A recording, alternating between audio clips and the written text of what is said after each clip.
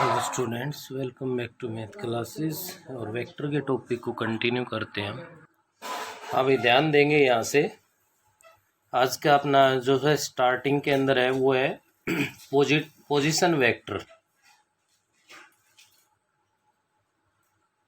Position vector या जिसको हम शॉर्ट फॉर्म में पीवी से लिख लेते हैं। शॉर्ट फॉर्म के अंदर किसको लिख लेते हैं? पीवी से लिख लेते हैं। The position vector of a point A with respect to a fixed point say O is vector OA। ये कह रहा है कोई भी A पॉइंट है, पोजीशन वेक्टर ऑफ A है, वो हमारे पास वेक्टर OA के इक्वल होगा, where O is the fix point. और जो फिक्स पॉइंट है उसको आप लोग यहाँ पे क्या कहोगे? ओरिजिन। अगर है ओ है वो फिक्स पॉइंट ओरिजिन है और ए पॉइंट आपके पास है, तो वेक्टर ओ ए है वो पोजीशन वेक्टर ऑफ ए कहलाएगा हमारे पास। यहाँ से आपके पास जो मेन आपको जो समझने का है, जो सीखने का है, वो आप लोगों के पास position vector of A, position vector of B, ये सब कुछ तो गिवन मिलेगा भाई। उसके बाद अपने पास अगर मैं इसमें बात करता हूं तो वेक्टर ए बी, ऐसे वेक्टर फाइंड करना है आपको। Vector A B is equals to बनेगा position vector of B minus position vector of A. बस इस रिजल्ट को फॉलो करना है हमें, complete exercise. Vector A B is equals to position vector of B minus position vector of A, या इसको कह सकते हो position vector of terminal point minus position vector of initial point. Position vector of terminal point minus position vector of initial point, ये आप लोग याद रखेंगे। इसी के साथ ही हम लोग एक्सरसाइज 12.2 में पहुंच जाते हैं। क्वेश्चन नंबर फर्स्ट आपके पास है, the position vector of 4 points A B C D are respectively show that A C B D और डी ए बी सी जो भी है वो प्रूव करवा रहा है। देखिए बेटा, फर्स्ट क्वेश्चन, इससे आसान कुछ भी नहीं हो सकता। सबसे पहले कह रहा है पोजीशन वेक्टर ऑफ ए का पोजीशन वेक्टर है वो वेक्टर ए है। पोजीशन वेक्टर ऑफ बी का पोजीशन वेक्टर है वो वेक्टर बी है। पोजीशन वेक्टर ऑफ सी का पोजीशन वेक्टर है वो वेक्टर सी है। और नेक्स्ट सी का पोजीशन वेक्टर है 3a + 2b, 3 vector A plus 2 vector B. Next है हमारे पास पोजीशन वेक्टर ऑफ डी का जो पोजीशन वेक्टर आपके पास है वो क्या है भाई? इसके अंदर 2a - 3b, 2a - 3b, ये पोजीशन वेक्टर्स गिवन है। फर्स्ट में क्या कह रहा है? देखिए, एक सिंगल होते ही आप लोग ये कहोगे हम खुद कर सकते हैं। वेक्टर एसी है वो प्रूव करवा रहा है आपसे। क्या आना चाहिए भाई? 2a प्लस में 2b आना चाहिए। देखिए, इसी को सोल्व करते हैं हम। सबसे पहले वेक्टर एसी फाइंड करेंगे। वेक्टर एसी का मीनिंग क्या होगा? Position vector of C minus position vector of A. Position vector of C minus position vector of A है, ये हमारे पास वेक्टर एसी बनेगा भाई। तो पोजीशन वेक्टर ऑफ सी क्या है? ध्यान दीजिए, ये रहा 3a प्लस में 2b minus position vector of A, position vector of A vector A है, तो 3 vector A minus vector A है, तो 2 vector A plus 2 vector B. देखिए, S C is equals to 2 vector A plus 2 vector B find हो गया है नहीं? ऐसे ही इसके अंदर आपको डी बी फाइंड करना है। वेक्टर डी बी का मीनिंग हो गया position vector of B minus position vector of D. ये ध्यान रखे भाई, position vector of terminal point पहले आएगा, टर्मिनल पॉइंट, और माइनस में क्या आएगा? Initial point. तो कोई भी वेक्टर लिखा जाता है, फर्स्ट वाला है वो इनिशियल पॉइंट होता है और सेकंड वाला है वो टर्मिनल पॉइंट होता है। तो यहां भी आप लोगों को ऐसा ही करना है भाई। इसके अंदर यहां भी हमें इसके अंदर क्या करना है? Position vector of B minus position vector of D है, तो वेक्टर डी बी है वो आपके पास बनेगा भाई। तो पोजीशन वेक्टर ऑफ बी है वो क्वेश्चन में गिवन है ऑलरेडी हमारे पास, किसके इक्वल है? वेक्टर बी के इक्वल है, minus position vector of D. अब ये 2 vector A minus 3 vector B है, तो 2 वेक्टर ए तो माइनस का हो गया, प्लस का 3 वेक्टर बी बन गया है। किसके इक्वल बना है ऐसे, माइनस का 2 वेक्टर ए प्लस का 4 वेक्टर बी बन गया। तो चेक कर सकते हो, यही आपसे प्रूव करवा रहा है। ऐसे ही नेक्स्ट बीसी है, डीए है, बिल्कुल सेम है, आप लोग खुद कर सकते हो भाई। इसके बाद नेक्स्ट क्वेश्चन नंबर सेकंड की अगर बात करता हूं तो सेकंड क्वेश्चन भी आप लोग खुद कर लोगे। Position vector of A B C 3 points के गिवन है, find vector A B, vector B C, vector A C. तो पोजीशन वेक्टर ए बी अगर फाइंड करवा रहे तो क्या यूज करना है, position vector of B minus position vector of A का यूज करना है भाई। यहाँ पे बीसी अगर फाइंड करवा रहा है तो क्या यूज करना है, position vector of C minus position vector of A B. और अगर आपसे यहाँ पे एसी फाइंड करवा रहा है तो क्या करना है आपको, position vector of C minus position vector of A. तो पोजीशन वेक्टर गिवन है, बस आपको पुट करने हैं, ऐड हो तो ऐड कर दो, सब्ट्रैक्ट हो तो सब्ट्रैक्ट कर दो। Also verify that vector A B plus vector B C is equals to A C. A B B C S C find तो करोगे ही, ए बी बी सी को ऐड कर देना, अगर वो एस सी के इक्वल है तो आपका रिजल्ट है वो वेरीफाई हो जाएगा।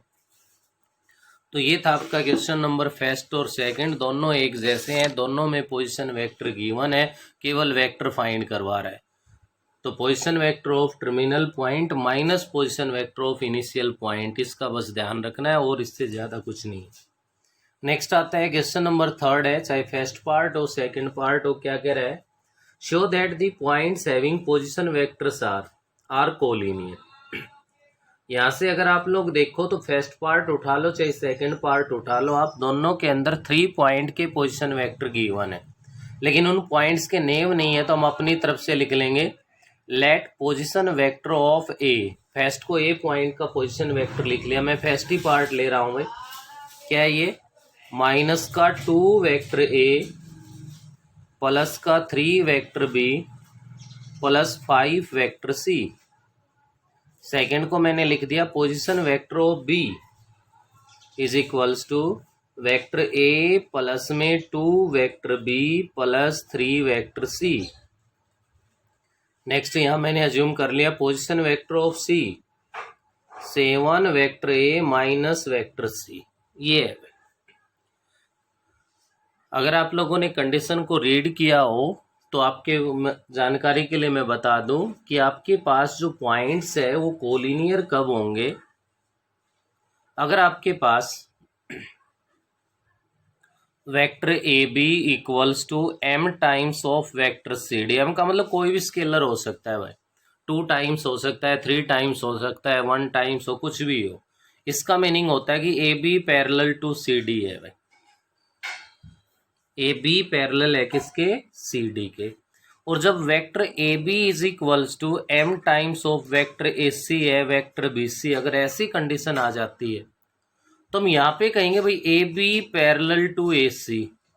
बट लेकिन क्या हुआ, point A is a common point. अब पॉइंट ए है वो यहाँ पे कॉमन पॉइंट है, तो कॉमन पॉइंट हो तो वो तो क्या नहीं हो सकते भाई, पैरेलल तो हो ही नहीं सकते। तो then vector A B and A C are collinear, और ये वेक्टर कोलिनियर है तो hence point A B C are collinear. तो यही कंडीशन आपके पास यहाँ पे बनेगी, चाहे आप इसका फर्स्ट पार्ट कर लो चाहे सेकंड कर लो, और चाहे इस रिजल्ट को आगे की किसी एक्सरसाइज में हमें यूज करना हो। तो यहाँ से आपकी ड्यूटी है, आपको फाइंड करना है A B B C A C 3 pair बन रहे हैं, इनमें से किसी भी 2 की वैल्यू फाइंड करनी है। कितने पेयर बन रहे हैं, 3 पेयर बन रहे हैं, इन 3 में से एनी 2 की वैल्यू फाइंड करनी है।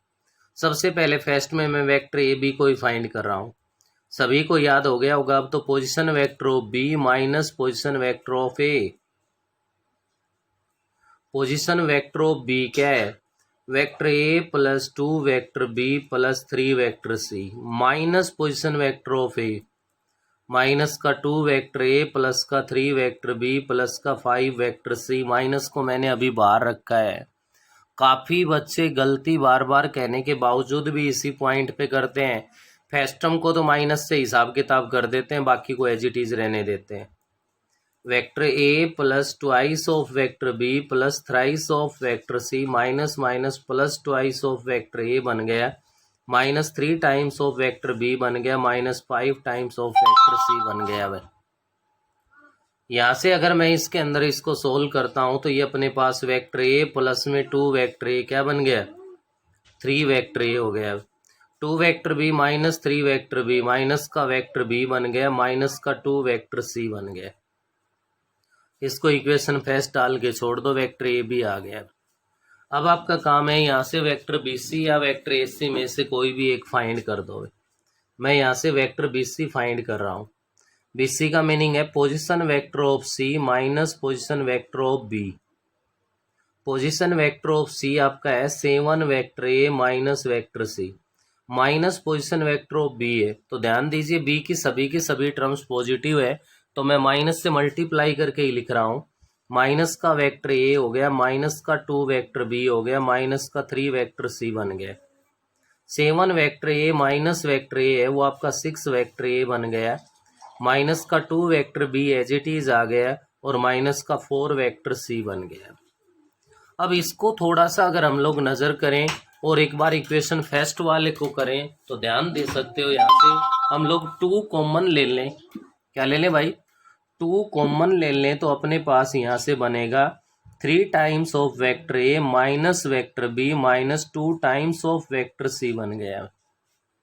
अब आप ध्यान दो तो इक्वेशन फर्स्ट में 3 times of vector A minus में वेक्टर बी और माइनस का 2 वेक्टर सी है, वो तो किसके इक्वल है, ए बी के इक्वल है। तो आप यहाँ से लिख सकते हो it is 2 times of vector A B. क्या मिल गया आपको यहाँ से आपको मिल गया इसमें कि वेक्टर बी सी है वो इक्वल हो गया 2 times of vector A B के।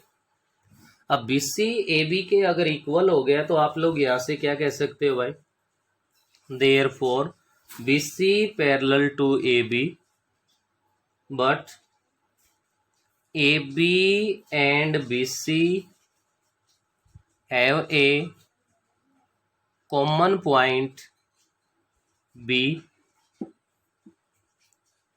then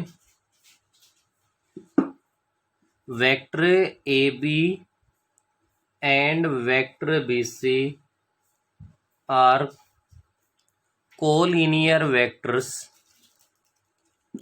तो आप यहां पे लिख दोगे hence points A B and C are collinear. तो जब भी आपके पास ऐसे 3 पॉइंट्स के पोजीशन वेक्टर्स गिवन और कोलिनियर प्रूव करवाए तो 3 पॉइंट में आपके पास 3 पेयर बनते हैं, ए बी बी सी ए सी। इनमें से एनी 2 पेयर को फाइंड कर दो और 2 को फाइंड करने के बाद आपके पास उनमें कुछ रिलेशन आएगा। वे क्या आएगा, उनमें रिलेशन आएगा और वो रिलेशन आने के बाद वहां से आप कहोगे कि वो दोनों पैरेलल होंगे, इक्वल की कंडीशन है तो। लेकिन उनमें एक पॉइंट कॉमन आएगा, कॉमन पॉइंट आ गया तो वो पैरेलल नहीं, हमारे पास क्या कहलाएंगे, कोलिनियर बन जाएंगे। थर्ड क्वेश्चन का सेकंड पार्ट बिल्कुल सेम है जो आप लोगों को खुद करना है।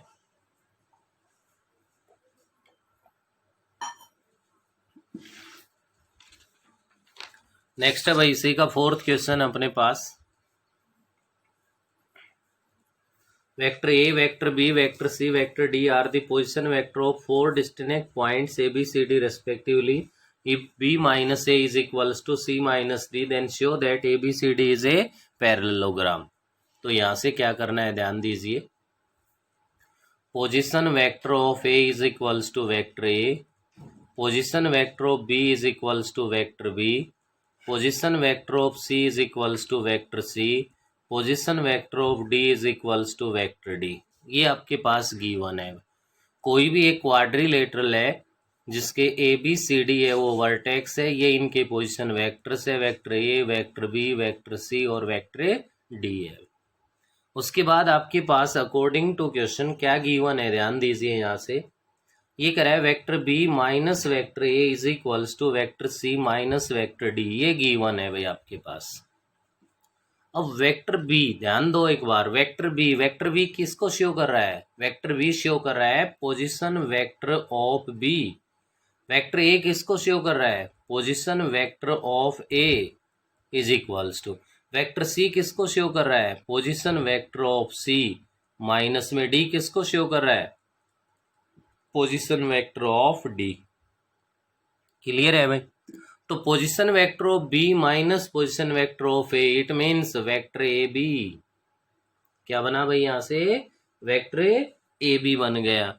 ऐसे ही यहां से आप लोग ध्यान दीजिए, आगे क्या बना आपका, position vector of C minus position vector of D. क्या रूल था आपका यहाँ पे, रूल यही था, position vector of terminal point minus position vector of initial point. तो सी तो टर्मिनल पॉइंट हुआ, इनिशियल पॉइंट तो डी है, तो वेक्टर डी सी हो गया। अब वेक्टर ए बी और वेक्टर डी सी इक्वल है, और आप लोग अच्छे से जानते हो अगर टू वेक्टर्स इक्वल हों तो सबसे पहले वो क्या होंगे भाई, उनका मैग्नीट्यूड इक्वल होगा। तो मैग्नीट्यूड इक्वल होगा तो then A B is equals to D C हो गया, ये मैग्नीट्यूड हो गया भाई। सेकंड है वो वेक्टर्स है वो पैरेलल सपोर्ट करेंगे, पैरेलल सपोर्ट करेंगे तो A B parallel to D C बन गया हमारे पास। नेक्स्ट थर्ड है कि सेम सेंस सेम डायरेक्शन होनी चाहिए। अब ये आप लोग अपने डायग्राम से चेक कर सकते हो भाई, ए बी है, ए टू बी ये डायरेक्शन है, और डी सी है तो डी टू सी है। बोलिए सेम डायरेक्शन है या नहीं। हमें थर्ड की यहाँ पे जरूरत नहीं है, तो यहाँ से हमें मिल गया A D is equals to D C, A B parallel to D C. अब ये चीजें आपको 10+1 क्लासेस में अगर सीखी और पता हो तो आप लोग कह सकते हो, in any quadrilateral one pair of opposite sides are parallel and equal then it is a parallelogram. तो आप यहाँ पे लिख सकते हो, then ABCD is a parallelogram because in any quadrilateral one pair of opposite sides are equal and parallel। क्या हो गया भाई, any quadrilateral one pair of opposite sides are parallel and equal then it is a parallelogram. तो ये थी आप लोगों के पास जो एक्सरसाइज अपनी 12.2 है जो कंप्लीट हो गई, केवल और केवल इसके अंदर अपने पास इतना ही काम है। नेक्स्ट इसी को कंटिन्यू करते हुए आगे मैं आपसे बात कर रहा हूँ, यह आप लोगों को और ज़्यादा ध्यान देने की ज़रूरत है। Components of A vector, components of A vector, सबसे पहले यहाँ पे जो काम कर रहा है वो 2D के अकॉर्डिंग काम कर रहा है भाई। 2 डायमेंशनल ज्योमेट्री आपने पढ़ी होगी, जहाँ पे हमारे पास एक्स एक्सिस है, वाई एक्सिस है, ओरिजिन है, हर बच्चा अच्छे से जानता है भाई यहाँ से। अब ये वेक्टर का मामला है तो आप लोग ध्यान देंगे कि एक्स एक्सिस के अलोंग है वो ऑलवेज आई कैप है, वो यूनिट वेक्टर लिया जाता है। वाई एक्सिस के अलोंग है वो ऑलवेज क्या लिया जाता है, जे कैप है, वो हमारे पास है यूनिट वेक्टर लिया जाता है। एक्स एक्सिस के अलोंग आई कैप, वाई एक्सिस के अलोंग है वो जे कैप लिया जाएगा। तो यहाँ पे अपने पास कोई भी अगर वेक्टर हम ले लें, या पी पॉइंट है वो एक्स वाई अपने पास कोई शो हो रहा है, अगर इसको यहाँ से ज्वाइन कर दिया जाए तो क्लियर एक्स एक्सिस पे ये ए पॉइंट आ गया, वाई एक्सिस पे इधर हमारा बी पॉइंट आ गया। तो जो वेक्टर ओ ए अगर कोई यहाँ से आपसे कहेगा तो एक्स आई कैप होगा भाई। ऐसे ही इधर आपके पास वेक्टर ओ बी अगर कोई यहाँ से कहता है तो वेक्टर ओ बी है वो आपके पास क्या कहलाएगा, वाई जे कैप होगा।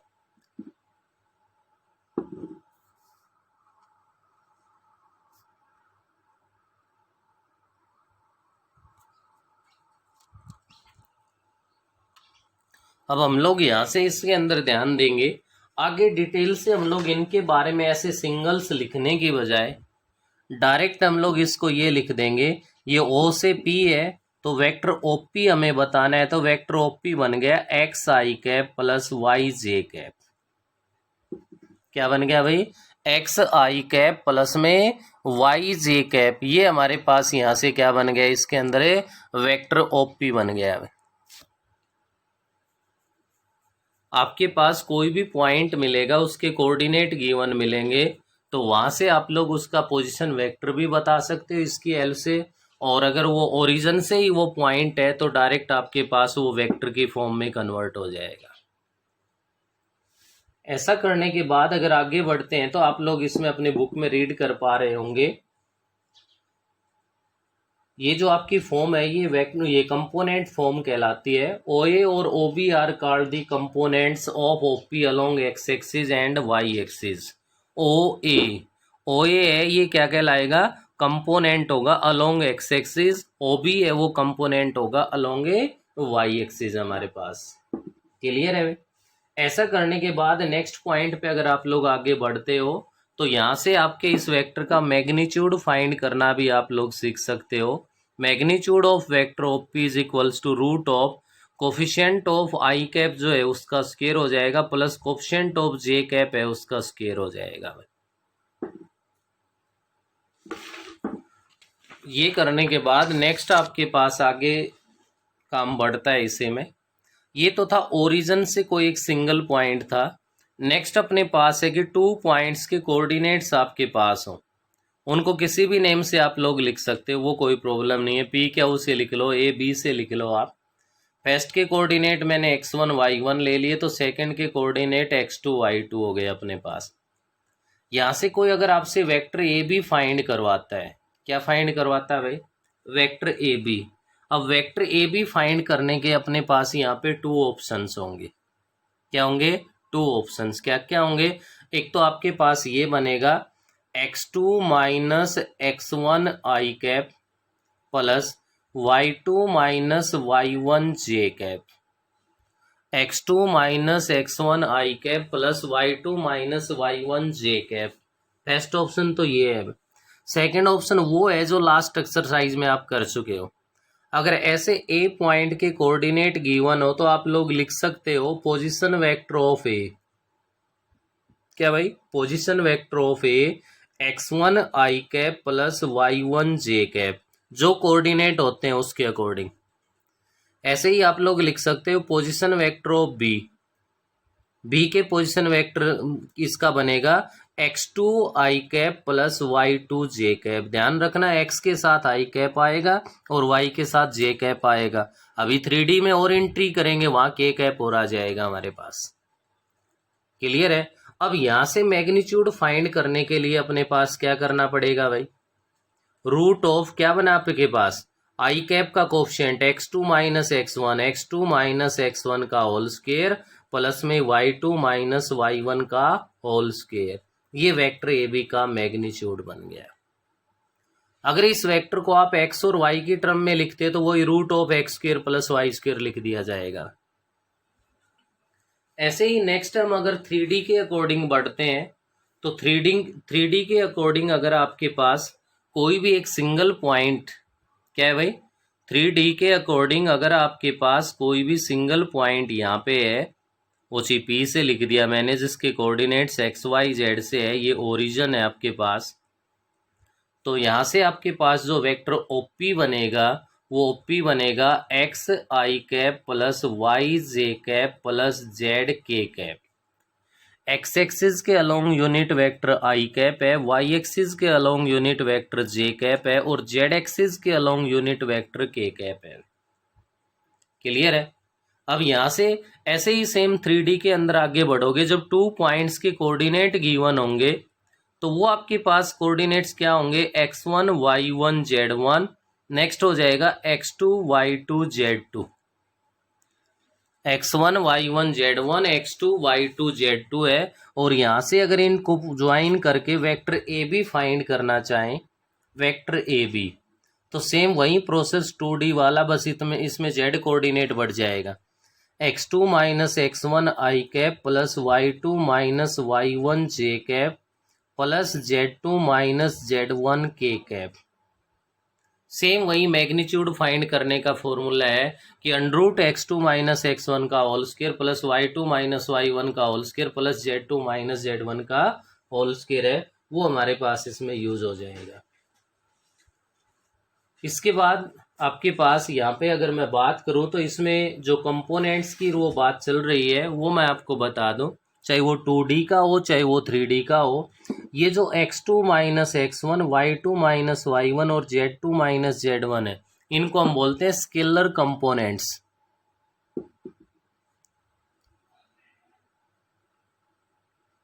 क्या भाई हमारे पास यहाँ पे कि x2 minus x1, y2 minus y1 और z2 माइनस z1 है, ये हमारे पास स्केलर कंपोनेंट्स होंगे। क्या होंगे? Scalar components. क्लियर है?